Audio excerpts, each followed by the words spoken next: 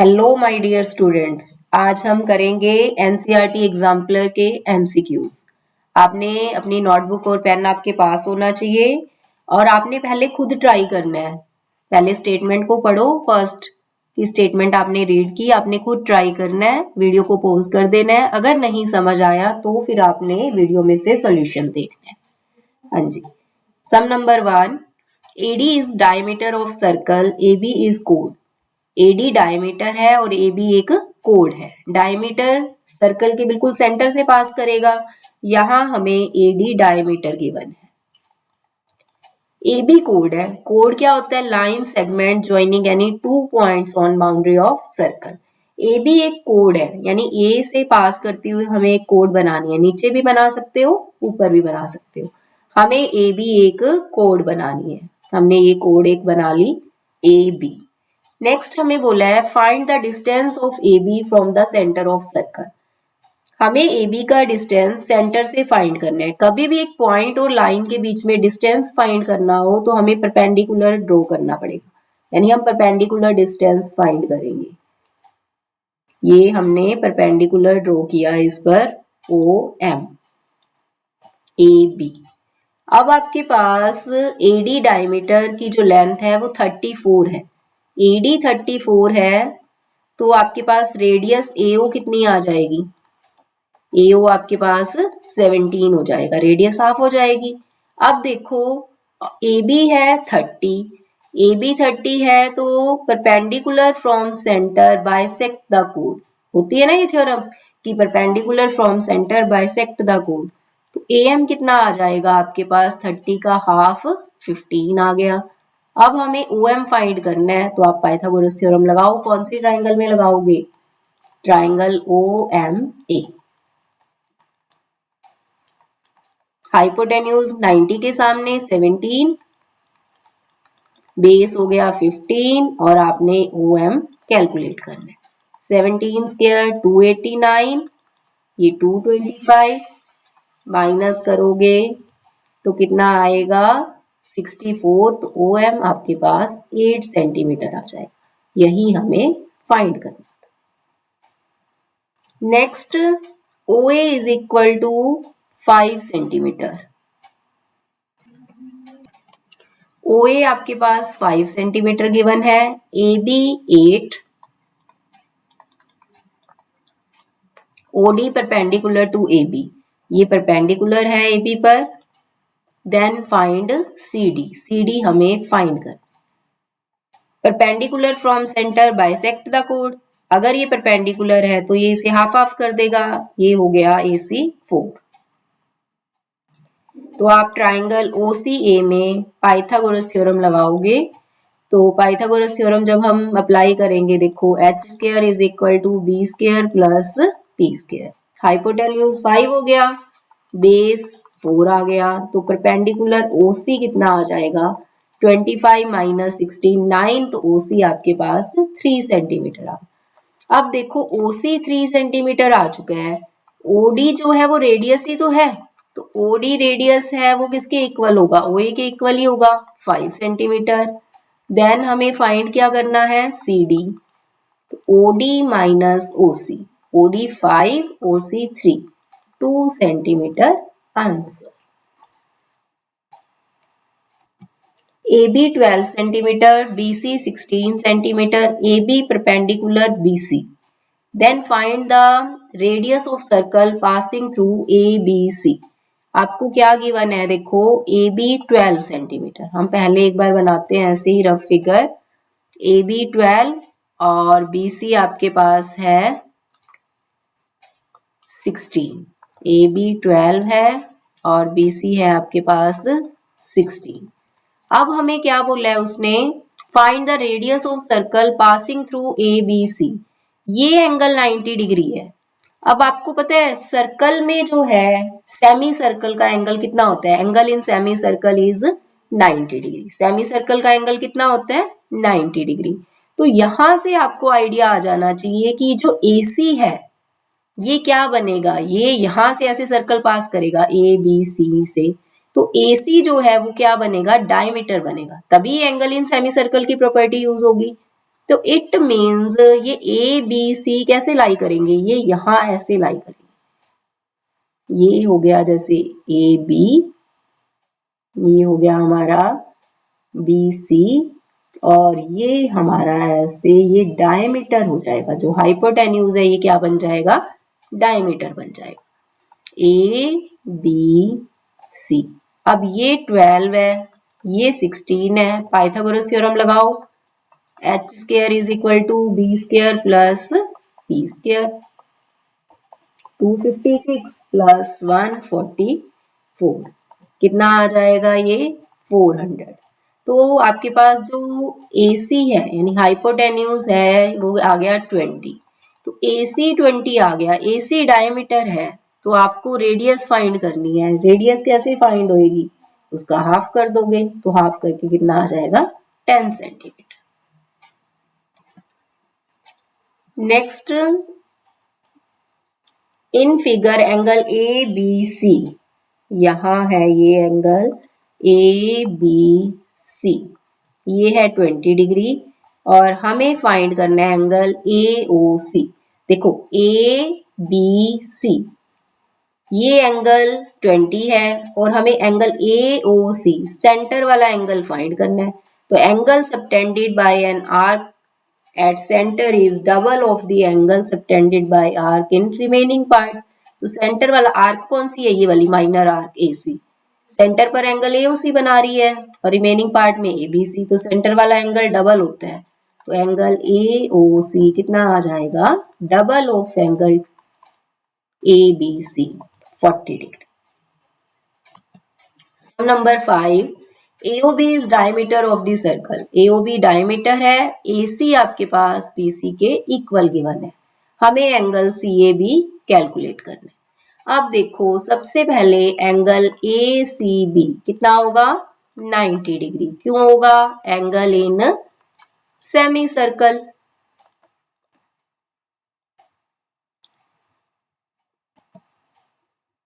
ये angle 90 degree हो गया। अब आपके पास AC और BC इक्वल है तो इनके अपोजिट एंगल्स भी क्या होंगे, इक्वल होंगे। अब ये दोनों एंगल इक्वल है, एंगल 1 और 2, angle opposite to equal sides are equal. तीनों का सम कितना होगा, 180। एंगल 1 प्लस 2 प्लस 3, तीनों का सम 181 है आपके पास। 90, 2 और 3 दोनों इक्वल है। नहीं सॉरी, क्या है ये 1 नहीं है, 90। 1 और 2 दोनों इक्वल है। हमें कौन सा चाहिए, एंगल 2 चाहिए, तो हम दोनों को ही क्या राइट कर देंगे, 2 राइट कर देंगे। 3 है 90, ट्वाइस एंगल 2, 180 माइनस 90, 90, तो एंगल 2 कितना आ गया, 45। आप डायरेक्ट ही कर सकते हो, ये एंगल 90 है तो जो 2 रह गए रिमेनिंग एंगल उनका सम 90, दोनों इक्वल है तो 45 45। हाँ जी, नेक्स्ट है angle OAB, this one 40 degree, और आपको फाइंड करना है एंगल ACB। अब देखो OA is equal to OB, दो साइड ये इक्वल है। क्यों है, ये दोनों क्या है, ट्राइंगल की, ये दोनों सर्कल की रेडियस है। तो अगर दो साइड्स इक्वल हो ट्राइंगल में तो उनके अपोजिट एंगल्स भी क्या होते हैं, इक्वल होते हैं। तो ये एंगल भी कितने का आ जाएगा, 40 का। 40 प्लस 40 ये कितना हो गया, 80। तो ये एंगल कितना आ जाएगा,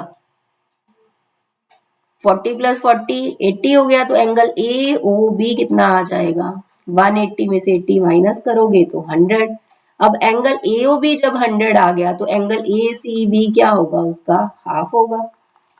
क्यों होगा ACB का हाफ, ये AOB का हाफ, क्योंकि angle subtended by an arc, arc कौन सी है, ये वाली AB आर्क सेंटर पर एंगल AOB बना रही है और रिमेनिंग पार्ट में ACB।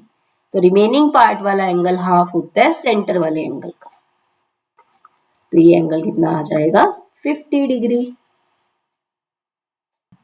Some number 7, angle DAB 60 degree, angle ABD 50 degree, and we have to find angle ACB.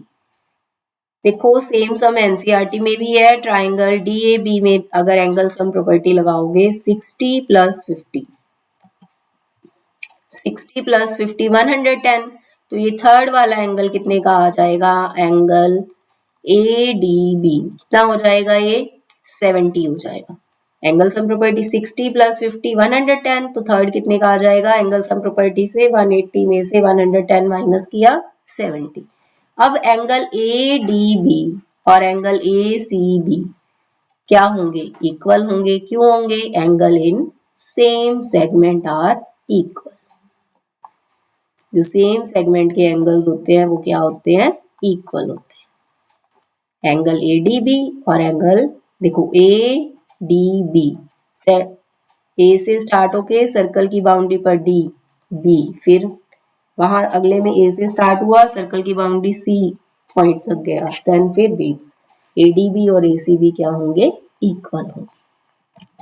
Some number 8, A B C D cyclic quadrilateral. Cyclic quadrilateral में क्या होता है, all the 4 points lie on the boundary of circle, यानी A B C D सारे points कहाँ होंगे, circle की boundary पर होंगे। Such that A B is diameter, A B को तो भाई डायमीटर बनाना है, रफ फिगर ही बना रहे हैं हम, ए बी क्या है, डायमीटर है। And angle A D C, अब ए बी तो डायमीटर बन गया, यहां पर ए है, ये बी है। अब हमें आगे देखो क्या बनाना है, ए बी सी डी भी बनाने हैं, और ए बी सी डी एक साइक्लिक बनाना है, तो इट मीन सी और डी हमें कहाँ रखने पड़ेंगे, सर्कल की बाउंड्री पर। ए बी सी डी यहां रख दिए, मान लो हमने ये हमने सी रख दिया और ये डी रख दिया। ऑर्डर देख लो, ए बी सी डी। अब हमें इसे ज्वाइन करना है, A B C D quadrilateral बनाओ पहले। ये हमने क्वाड्रिलेटरल बनाया, फिगर बनाओगे उसके बाद आपको इजी लगेगा। देखो ये क्वाड्रिलेटरल है, उसने कहा है angle A D C, A D C ये वाला एंगल ए डी सी ये है 140। देन हमें बी ए सी ये फाइंड करना, तो AC को ज्वाइन करना पड़ेगा। AC को हमने ज्वाइन किया, ये एंगल आपने फाइंड करना। अब एंगल BAC फाइंड करना है। सबसे पहले तो मुझे ये बताओ, एंगल ये वाला एंगल ACB कितने का होगा, ACB 90 का क्यों हो गया, एंगल इन सेमी सर्कल बन गया ना। ये AB जब डायमीटर है तो यहाँ सेंटर होगा, AB डायमीटर है तो ACB क्या हो गया, एंगल इन सेमी सर्कल, तो ये आ गया 90 का। अब ये बताइए एंगल ABC कितने का होगा। अब देखो ABCD साइक्लिक क्वाड्रिलेटरल है, ABCD इज साइक्लिक क्वाड्रिलेटरल, और साइक्लिक क्वाड्रिलेटरल के अपोजिट एंगल्स का सम क्या होता है, sum of opposite angles of cyclic quadrilateral is 180। Cyclic quadrilateral के अपोजिट एंगल्स का सम क्या होता है, 180। तो ADC का अपोजिट ये वाला होगा, तो ये कितने का होगा, एक मिनट थोड़ा सा एक्स्ट्रा लग गया, यहां तक इससे भी फर्क पड़ जाता है। देखो यहां तक थोड़ी है, ये इतना है, ये एंगल हो जाएगा 40 का, ये 140 है तो ये कितना हो गया 40, दोनों का सम 180। अब एंगल ABC 40 का आ गया। अब हमें फाइंड करना है BAC, 40 plus 90 130, angle sum property लगाओगे तो 180 में से 130 सब्ट्रैक्ट किया, then angle BAC 50 degree. Next is BC is diameter. BC is diameter, BAO 60 degree. Angle ADC हमें फाइंड करना है, एंगल ADC ये वाला एंगल फाइंड करना। अब देखो ट्राइंगल सबसे पहले OAB, OA एंड OB दोनों क्या है, रेडियस। OA और OB जब रेडियस इक्वल होंगी तो उनके अपोजिट एंगल्स भी क्या होंगे, इक्वल। ये एंगल 60 है तो ये भी कितना आ जाएगा, 60 आ जाएगा। OA के सामने एंगल OBA और OB के सामने OAB, ये दोनों ही 60 के आ जाएंगे। अब ये एंगल भी 60 का आ गया। अब 60 प्लस 60 120, या तो एक्सटीरियर एंगल प्रॉपर्टी लगा दो, हमें ये एंगल चाहिए, एंगल AOC। देखो 60 ये एक्सटीरियर एंगल कैसे होती है angle sum exterior angle property, कि ये जो बाहर का एंगल है ये किसके इक्वल होगा, इन दोनों इंटीरियर एंगल्स के सम के इक्वल होगा। एक्सटीरियर एंगल ये वाला इन दोनों के सम के इक्वल होगा। तो ये जो एंगल है ये 60 प्लस 60 120 आ जाएगा। ऐसे भी कर सकते हो, अगर आपने एंगल सम प्रॉपर्टी से करना है तो ये एंगल 60 60 120, तो ये थर्ड भी कितने का आ जाएगा, 60 का। तो फिर ये लीनियर पेयर से ये 120 का, क्योंकि दोनों का सम 180 होगा तो ये 120। वो आपकी चॉइस है, चाहे एक्सटीरियर एंगल प्रॉपर्टी कर लो चाहे आप एंगल सम प्रॉपर्टी से कर लो। अब एंगल AOC 120 आ गया। AC आर्क देखो, आर्क कौन सी देखो, AC। सेंटर पर एंगल बना रही है AOC, और रिमेनिंग पार्ट में ध्यान से देखना कि सेंटर पर है ये AOC, और रिमेनिंग पार्ट यानी ये जो बचा हुआ पार्ट है इसमें एक पॉइंट D लिया और वही आर्क रिमेनिंग पार्ट में एंगल बना रही है ADC। Angle subtended by an arc at center is double of the angle subtended by arc in remaining part। Centre वाला एंगल डबल होता है रिमेनिंग पार्ट वाले एंगल का, तो रिमेनिंग पार्ट वाला हाफ होता है सेंटर के एंगल का, तो ये कितना आ जाएगा, 60 डिग्री। सम नंबर 10, एंगल AOB 90 डिग्री। ये एंगल है 90 का, ABC 30 डिग्री, और हमें फाइंड करना है CAO, ये वाला एंगल फाइंड। देखो पहले ट्राइंगल OAB में OA और OB दोनों क्या है, रेडियस, तो ये दोनों इक्वल होंगी तो इनके अपोजिट एंगल्स भी क्या होंगे, इक्वल। OA के सामने बनेगा एंगल OBA और OB के सामने बनेगा एंगल OAB, ये वाला। ये दोनों एंगल भी क्या होंगे, equal. Angle opposite to equal sides are equal. अब देखो तीनों का सम 180। ट्राइंगल OAB में कौन कौन से एंगल है, AOB plus OBA plus OAB।